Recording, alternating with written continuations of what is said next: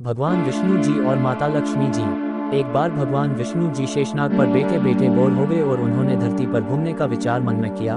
वैसे भी कई साल बीत गए थे धरती पर आए और वह अपनी यात्रा की तैयारी में लग गए। स्वामी को तैयार होता देखकर लक्ष्मी माँ ने पूछा, आज सुबह सुबह कहाँ जाने की तैयारी हो रही है? विष्णु जी ने कहा, है लक्ष्मी, मैं धरती लोक पर घूमने जा रहा हूँ। तो कुछ सोचकर लक्ष्मी माँ ने कहा, हे देव, क्या मैं भी आपके साथ चल सकती हूँ? भगवान विष्णु ने 2 पल सोचा, फिर कहा, एक शर्त पर। तुम मेरे साथ चल सकती हो। तुम धरती पर पहुंचकर उत्तर दिशा की ओर बिल्कुल मत देखना। इसके साथ ही माता लक्ष्मी ने हाँ कह के अपनी मनवा ली। और सुबह सुबह माँ लक्ष्मी और भगवान विष्णु धरती पर पहुंच गए। अभी सूर्य देवता निकल रहे थे। रात बरसात होकर रही थी। चारों ओर हरियाली ही हरियाली थी। उस समय चारों ओर बहुत शांति थी और धरती बहुत ही सुंदर दिख रही थी। और माँ लक्ष्मी मंत्रमुग्ध होकर धरती को देख रही थी और बोल रही कि पति को क्या वचन देकर आई है। और चारों ओर देखती हुई कब उत्तर दिशा की ओर देखने लगी, पता ही नहीं चला।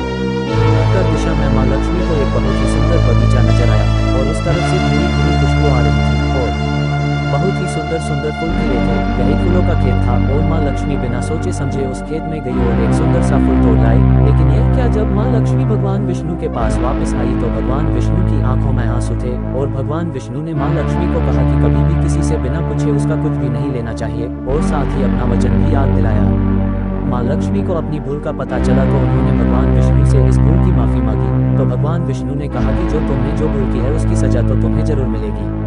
जिस माली के खेत से तुमने बिना पूछे फूल तोड़ा है, यह एक प्रकार की चोरी है। इसलिए अब तुम 3 साल तक माली के घर नौकर बनकर रह। उसके बाद मैं तुम्हें बैकुंठ में वापस बुलाऊंगा। माँ लक्ष्मी ने चुपचाप सर झुका कर हाँ कर दी। आजकल की लक्ष्मी थोड़े थी और माँ लक्ष्मी एक गरीब औरत का रूप धारण करके उस खेत के मालिक के घर गई। घर क्या, एक झोपड़ा था और मालिक का नाम माधव था। माधव की बीबी, 2 बेटे और 3 बेटियां थी। सभी उस छोटे से खेत में काम करके किसी तरह से गुजारा करते थे। माँ लक्ष्मी जब एक साधारण और गरीब औरत बनकर जब माधव के झोपड़े पर गई तो माधव ने पूछा, बहन तुम कौन हो और इस समय तुम्हें क्या चाहिए?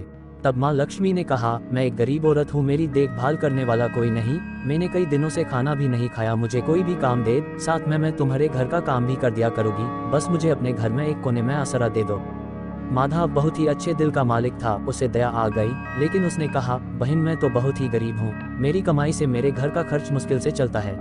लेकिन अगर मेरी 3 की जगह 4 बेटियां होती तो भी मैंने गुजारा करना था। अगर तुम मेरी बेटी बनकर जैसा रूखा सूखा हम खाते हैं उसमें खुश रह सकती हो तो बेटी अंदर आ जाओ। माधव ने माँ लक्ष्मी को अपने झोपड़े में शरण दे दी और माँ लक्ष्मी 3 साल उस माधव के घर पर नौकरानी बनकर रही। जिस दिन माँ लक्ष्मी माधव के घर आई थी उससे दूसरे दिन ही माधव को इतनी आमदनी हुई फूलों से कि शाम को एक गाय खरीद ली। फिर धीरे धीरे माधव ने काफी जमीन खरीद ली और सबने अच्छे अच्छे कपड़े भी बनवा लिए और फिर एक बड़ा पक्का घर भी बनवा लिया। बेटियों और बीबी ने गहने भी बनवा लिए और अब मकान भी बहुत बड़ा बनवा लिया था। माधव हमेशा सोचता था कि मुझे यह सब इस महिला के आने के बाद मिला है। इस बेटी के रूप में मेरी किस्मत आ गई है मेरी। और अब 2-5 साल बीत गए थे, लेकिन माँ लक्ष्मी अब भी घर में और खेत में काम करती थी। एक दिन माधव जब अपने खेतों से काम खत्म करके घर आया तो उसने अपने घर के सामने द्वार पर एक देवी स्वरूप गहनों से लदी एक औरत को देखा। ध्यान से देखकर पहचान गया, अरे यह तो मेरी मुँह बोली चौथी बेटी यानी वही औरत है। और पहचान गया कि यह तो माँ लक्ष्मी है।